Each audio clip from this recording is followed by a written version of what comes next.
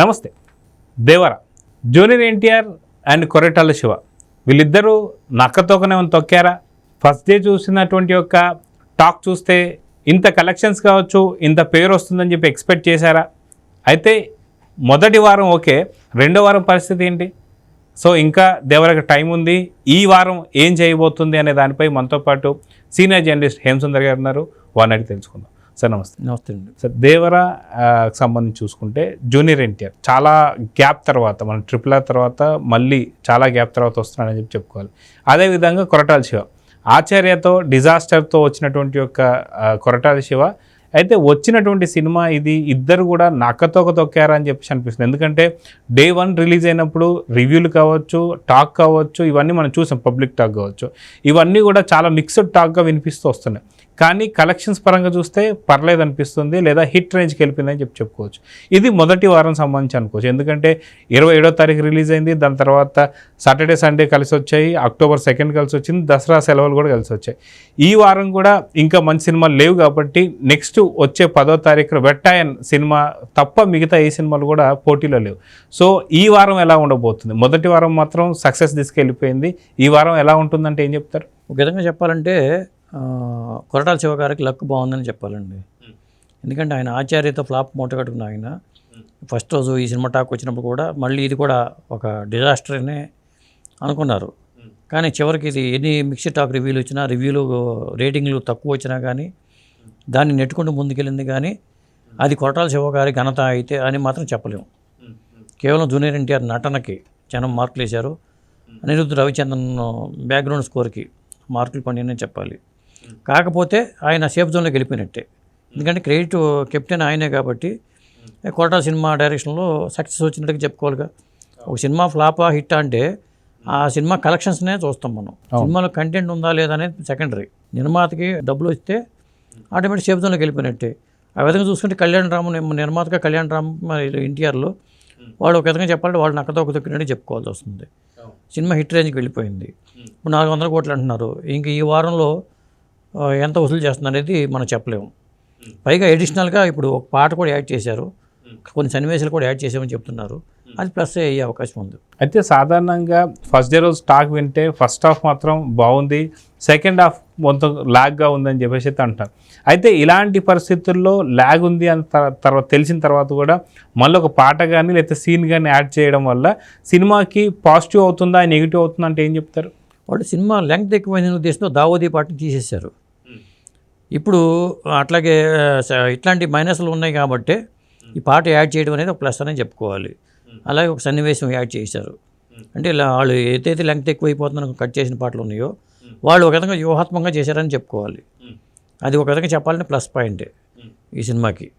ఇప్పుడు సినిమాకి positive talk పెరిగింది కాబట్టి అవి యాడ్ చేయడం అనేది ఖచ్చితంగా సినిమాకి ప్లస్ అవుతాయని అనుకోవాలి. అలాగే ఈ సినిమా మరి కలెక్షన్స్ పరంగా చూసుకుంటే ఇంకొక 200 కోట్లు ఈజీగా వసూలు చేయగల కెపాసిటీ అయితే సినిమాలో కనిపిస్తుంది ఇప్పుడు కలెక్షన్ చూసుకుంటే. అయితే గతంలో కూడా చూసుకుంటే శంకర్ దాదా MBBS సినిమాకి సంబంధించి ఏ జిల్లా ఏ పిల్ల అనేది ఏ జిల్లా అనే సాంగ్ కూడా దాదాపు ఒక 10 రోజులు 15 రోజులు అయిపోయిన తర్వాత సినిమాకి ఆ సాంగ్ యాడ్ చేయడం జరిగింది. ఆ యొక్క సాంగ్ వల్ల మళ్ళీ 50 డేస్కి యాడ్ చేయడం జరిగింది ఆ సాంగ్. మళ్ళీ ఆ సినిమాకి సంబంధించి ఆ సాంగ్ సంబంధించి మళ్ళీ ఆ సాంగ్ చూస్తానికి కావచ్చు వెళ్ళారు. సో ఇప్పుడు కూడా అలాంటి పరిస్థితులు ఉన్నాయనుకోవాలి. ఒక సాంగ్ గురించో ఒక సీన్ గురించో యూట్యూబ్లో ఉన్నా కానీ ఫ్యాన్స్ అనేవాళ్ళు ఖచ్చితంగా మళ్ళీ చూడాలనుకుంటారు. విధంగా చెప్పాలంటే ఈ సినిమా సక్సెస్లో ఫ్యాన్స్ పాత్ర చాలా ఉందండి. వాళ్ళు తమ భుజస్కంధాల మీద మోసారని చెప్పాలి. ఈ సినిమాకి నెగిటివ్ టాక్స్ సోషల్ మీడియాలో స్ప్రెడ్ అవుతున్నా కానీ దాన్ని అటాక్ చేసి ముందుకు తీసుకెళ్ళడంలో ఫ్యాన్స్ పాత్ర కూడా ఉందని చెప్పాల్సి వస్తుంది. ఇప్పటిదాకా మీరు అన్నట్టు ఎప్పుడైతే ఖచ్చితంగా ఈ సినిమాకి సంబంధించి నెగిటివ్ రివ్యూస్ అంటే సినిమా రిలీజ్ కాకముందే దీని మీద కొద్ది నెగిటివ్ రివ్యూస్ ఉన్నాయని చెప్పేసి అయితే తెలిసింది.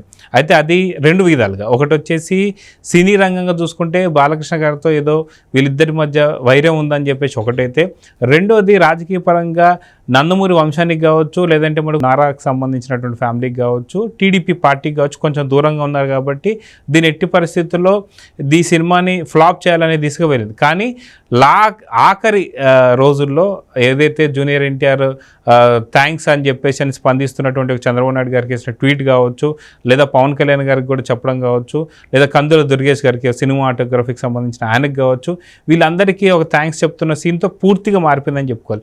సో ఈ యొక్క ట్వీటే చాలా వరకు హెల్ప్ చేసింది అని చెప్పేసి అనుకోవచ్చు అంటారు. ఖచ్చితంగా.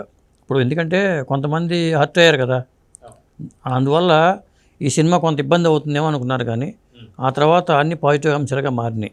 అటు పవర్ స్టార్ పవన్ కళ్యాణ్ కానీ, లేకపోతే గవర్నమెంట్ పర్మిషన్ ఇవ్వడం కానీ, రేట్లు పెంచుకోవడానికి ట్వీట్ కానీ, ఇవన్నీ కూడా ప్లస్ అయినాయి. దాంతో అడ్డుకోవడానికి వర్గం ట్రై చేసినా కానీ అది ఒక తర్వాత అది క్రమేపీ మాసిపోయిందని చెప్పాలి. ఏదేమైనా సినిమా కలిసి వచ్చిందని చెప్పాలి. రియల్ హిట్ అని చెప్పలేము. ఈ సినిమాని కలిసి వచ్చింది, కాలం కలిసి వచ్చి అది హిట్గా వెళ్ళిపోయింది. దాంతో సేఫ్ జోన్లో పడిపోయారు వీళ్ళు. అందుకనే ఎన్టీఆర్ కూడా చాలా ఖుషీగా ఉన్నారు.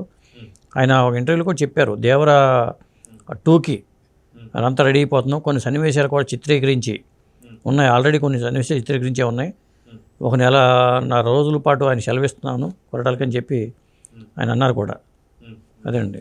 సో మొత్తానికి దేవర అనే సినిమా ఏదైతే ఉందో సినిమా బాగుండడం వల్ల మంచిగా ఆడిందని చెప్పేసి ఒక రకంగా అనుకోవాలా, లేదా సెలవులు ఎక్కువ ఉన్నాయి కాబట్టి కాలం కలిసి వచ్చిందని చెప్పేసి అనుకోవాలంటే ఏం చెప్తారు? కాలం కలిసి వచ్చిందని చెప్పాలండి. నేనైతే కాలం కలిసి వచ్చిందని చెప్తా. ఇంకా ఫస్ట్ హాఫ్ లాగా సెకండ్ హాఫ్ ఉంటే ఈ సినిమా ఓ రేంజ్లో ఉండేది. అది ఎవరు ఒప్పుకోకపోయినా నగ్న సత్యం అది. సెకండ్ హాఫ్ అనేది కొంత డ్రాగ్ ఉంది సెకండ్ హాఫ్లో. ఫస్ట్ హాఫ్ లాగా ఉండుంటే ఆ సినిమా ఓ లెవెల్లో ఉండేది, వసూళ్ళ పరంగా దూసుకెళ్ళిపోయేది. ఇంకా ఇప్పుడు టికెట్ రేట్లు కూడా తగ్గించాల్సిన పరిస్థితి వచ్చేసింది ఆటోమేటిక్గా. వాళ్ళు ఇచ్చిన పర్మిషన్స్ అయిపోతున్నాయి. ఇప్పుడు నార్మల్ రేట్లోనే సినిమా వసూళ్ళు అవుతాయి కాబట్టి అంత రేషియోలో అమౌంట్ కూడా కలెక్ట్ అవ్వకపోవచ్చు. అది కాకపోతే పాట యాడ్ చేశారు కాబట్టి సన్నివేశాలు యాడ్ అవుతున్నాయి కాబట్టి మళ్ళీ చూడాలనే కోరిక ఫ్యాన్స్లో ఖచ్చితంగా ఉంటుంది. సో మళ్ళీ అక్టోబర్ 10వ తారీఖు దాకా వెట్ అయిన సినిమా వచ్చేంత వరకు సరైన సినిమాలు లేవు. ఇప్పుడు వచ్చినటువంటి రామనగర్ బన్నీ కావచ్చు, మీరు అన్నట్టు స్వాగ్ కావచ్చు, మిగతా లే సినిమాలు అంత ఆకట్టుకోలేదని సంగతి తెలుస్తుంది. సో ఈ వారం కూడా దేవరదే పూర్తి వారం కాబోతుందా అంటే ఏమంటారు? ఖచ్చితంగా ఈ వేటాయన వచ్చే వరకు కూడా దేవర హవానే నడుస్తూ ఉంటుందండి. ఇంకా కొన్ని సినిమా వస్తున్నాయి, జనక అయితే గనక అని దిల్ రాజు గారి సినిమా ఒకటి, గోపిచంద్ సినిమా విశ్వం, సీను వైట్ డైరెక్షన్లో విశ్వం సినిమా ఒకటి 11వ తారీఖు ఉంది, 12వ తారీఖు ఏమో జనక అయితే గనక ఉంది.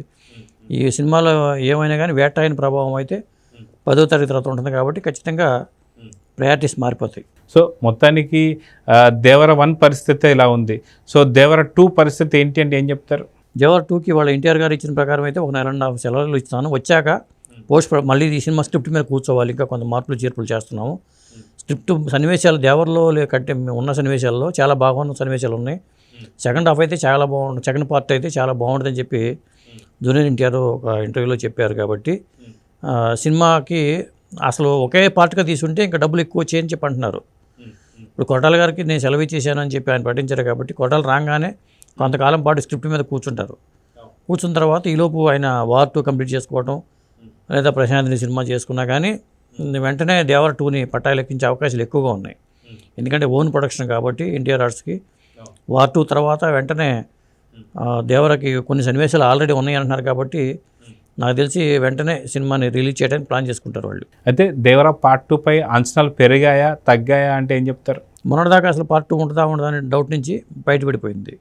మరి పార్ట్ 2 సినిమా ఉంటుంది, ఖచ్చితంగా ఉంటుంది అని చెప్పి అంటున్నారు. కాబట్టి కంపల్సరీగా అది పార్ట్ 2 అనేది త్వరలోనే ఉంటుంది. ఎక్కువ లేట్ అయ్యే అవకాశం కూడా కనపడలేదు. ఇప్పుడు హిట్కి వెళ్ళిపోయింది కాబట్టి, హిట్ తీసుకెళ్ళిపోయింది, కావాల్సిన డబ్బులు వచ్చేసినాయి కాబట్టి కంపల్సరీగా దేవర పార్ట్ 2 ఉంటుంది, త్వరలోనే ఉంటుంది. అది దేవర పార్ట్ 2 అయితే ఉండడం మాత్రం వాస్తవం అని చెప్పి అయితే అర్థమైంది. కానీ అంచనాలు ఎలా ఉండబోతున్నాయి అంటే ఏం చెప్పి? ఖచ్చితంగా అంచనాలు ఖచ్చితంగా బాగుంటాయి. ఎందుకంటే ఎన్టీఆరే చెప్పారు చాలా మంచి సన్నివేశాలు ఉన్నాయి, అవి సెకండ్ పార్ట్లో ఉన్నాయి, అవి షూటింగ్ పార్ట్ కూడా అయిపోయింది, అడిషనల్గా కొన్ని మార్పులు చేర్పులు చేసి స్క్రిప్ట్ మళ్ళీ రెడీ చేయాలని చెప్పారు. కాబట్టి పార్ట్ 2 మీద కూడా అంచనాలు పెరిగినాయి ఇప్పుడు. అదండి. సో చూద్దాం సార్, మొత్తానికి దేవరాకు ఒక మంచి రోజులు అయితే కలిసి వచ్చాయని చెప్పి చెప్పుకోవాలి. సో చూద్దాం సార్ ఏం జరగబోతుంది. నమస్తే.